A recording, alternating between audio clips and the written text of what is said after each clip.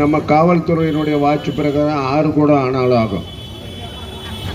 ஏன்னா அவங்களுக்கு 7:30 வந்துருச்சு.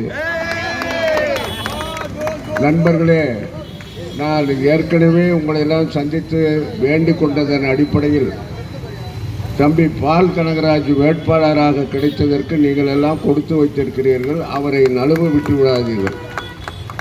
அவர் வெற்றி பெற்றால் இந்த தொகுதிக்கு மட்டுமல்ல, தமிழ்நாட்டிற்கு ஒரு முன்னுதாரணமாக விளங்கக்கூடிய அளவிற்கு ஒரு ஆற்றல் உள்ள ஒரு தம்பியை நமது கட்சி டெல்லியிலிருந்து இங்கு அனுப்பியிருக்கிறது.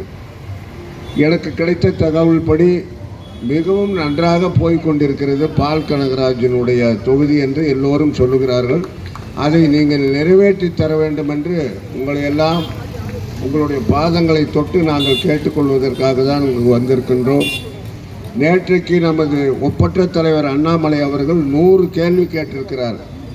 அந்த தலைப்பிலே பார்த்தால் ஒரு கேள்விக்காவது பதில் சொல் என்று அந்த தலைப்பு இருக்கிறது. 100 கேள்விகள் கேட்கப்பட்டிருக்கிறது.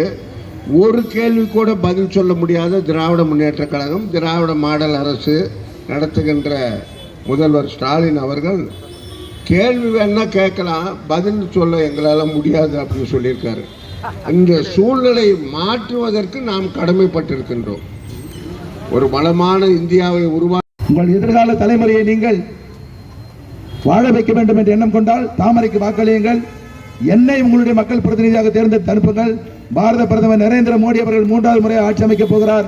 அதில் உங்களுக்காக நான் வாதாட ஒரு வாய்ப்பை தாருங்கள் என்று கூறி என்னுடைய உரையை நிறைவு செய்கிறேன். நன்றி, வணக்கம்.